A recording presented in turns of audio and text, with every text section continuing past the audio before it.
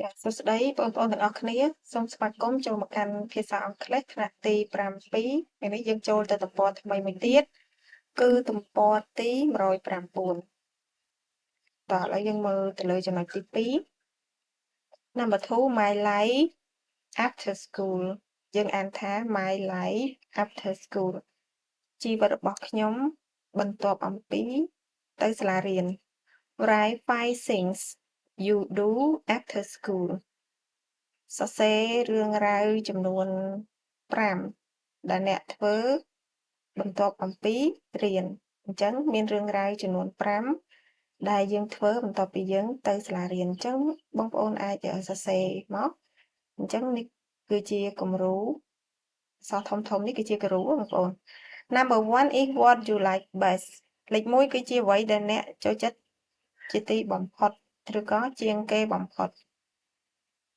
ចឹងអ្វីដែលយើងចូលចិត្តធ្វើជាងគេយើងឲ្យលេខ1 You don't like number 5 អ្នកមិនចូលចិត្តហ្នឹងយើងឲ្យលេខ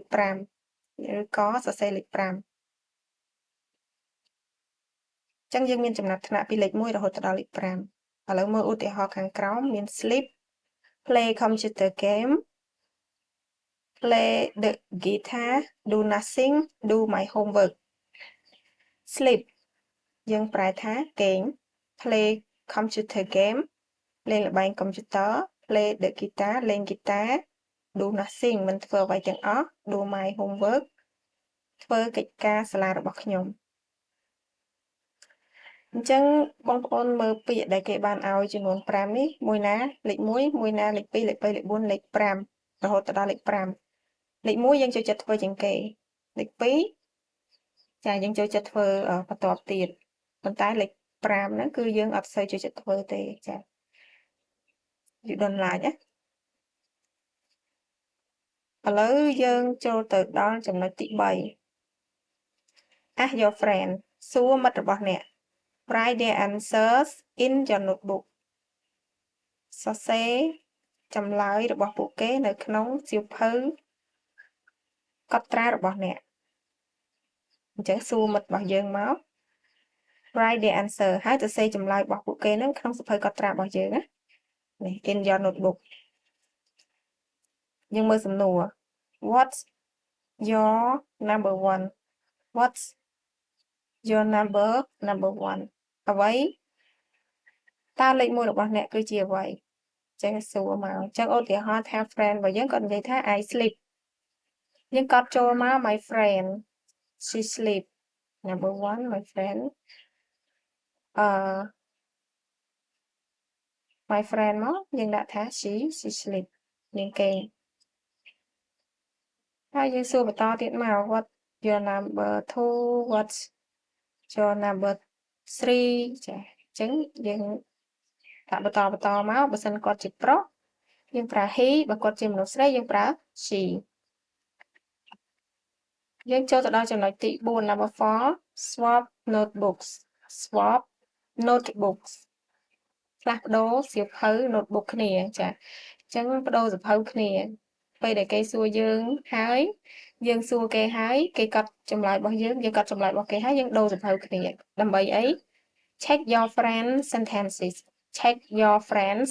sentences ត្រួតពិនិត្យនៅប្រយោគរបស់មិត្តរបស់អ្នកត្រួតពិនិត្យប្រយោគមិត្តរបស់អ្នក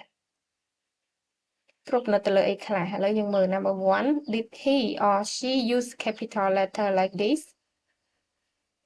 did he or she use capital letter like this she sleeps អញ្ចឹងយើងមើលលេខ1តើនាងតើគាត់ឬក៏នាងនឹងប្រើអក្សរធំដូចនេះដែរឬទេឧទាហរណ៍ដូចជា she sleep អញ្ចឹងយើងប្រើអក្សរធំនៅខាងដើមប្រយោគអញ្ចឹងមកយើងមើលមានអត់ចាបើត្រូវយើងអាចគ្រីសទៅចាបើខុសយើងអាចកែតម្រូវទៅតាមហ្នឹងណា Number 2 did he or she use full stop like this តើគាត់ឬក៏នាងហ្នឹងប្រើប្រាស់ full stop ដូចនេះដែរឬទេ full stop គឺសញ្ញាចុចសញ្ញាខានហ្នឹងឯងបងប្អូន she sleeps នាងគេងអញ្ចឹងទី1យើងមើលទៅលើអក្សរធំទី2យើងមើលទៅលើ full stop ចាទី1អត់ Number 3 did he or she use s like this តើនាងឬក៏តើគាត់ឬក៏នាងនឹងប្រើ s ដូចនេះដែរឬទេ she sleeps ឬក៏ he sleep នឹងមានបន្ថែម s នៅខាងចុងដែរឬទេអញ្ចឹងដូចជាពាក្យថា play ហ្នឹងយើងមានបន្ថែម s ដូចគ្នា play មានបន្ថែម s ដូចជា do nothing វា does nothing do ទៅជា does es កន្លែងខ្លះគឺបន្ថែម s កន្លែងខ្លះគឺបន្ថែម es ដូចជា do nothing ទៅជា does nothing ចានេះកន្លែងនេះទៅជាបើយើងប្រើជាមួយ he ឬក៏ she បងប្អូន do នេះទៅជា does យើងបន្ថែម es Congratulations អបអរសាទរ you finish unit 17អ្នកបានបញ្ចប់មេរៀនទី17 tick tick គ្រីសហ្នឹង the thing you can do នៅរឿងរ៉ាវដែលអ្នកអាចធ្វើបានរឿងរ៉ាវដែលយើងអាចធ្វើបាននៅក្នុងមេរៀនទី17នេះមានដូចជា I can talk about what I do in my free time ខ្ញុំអាចនិយាយអំពីអ្វីដែលខ្ញុំធ្វើនៅពេលទំនេររបស់ខ្ញុំជាអ្នកគ្រីសមក I can ask about what my friends do in their free time ខ្ញុំអាចសួរអំពីអ្វីដែលមិត្តរបស់ខ្ញុំធ្វើនៅក្នុងពេលទំនេរពួកគេចា៎ខ្ញុំអាចសួរនៅអ្វីដែលមិត្តរបស់ខ្ញុំធ្វើនៅក្នុងពេលទំនេររបស់ពួកគេចា៎យើងគ្រីសមក I can find and check for mistakes in your sentence in sentences ខ្ញុំអាចស្វែងរកនិងត្រួតពិនិត្យសម្រាប់កំហុសនៅក្នុងប្រយោគ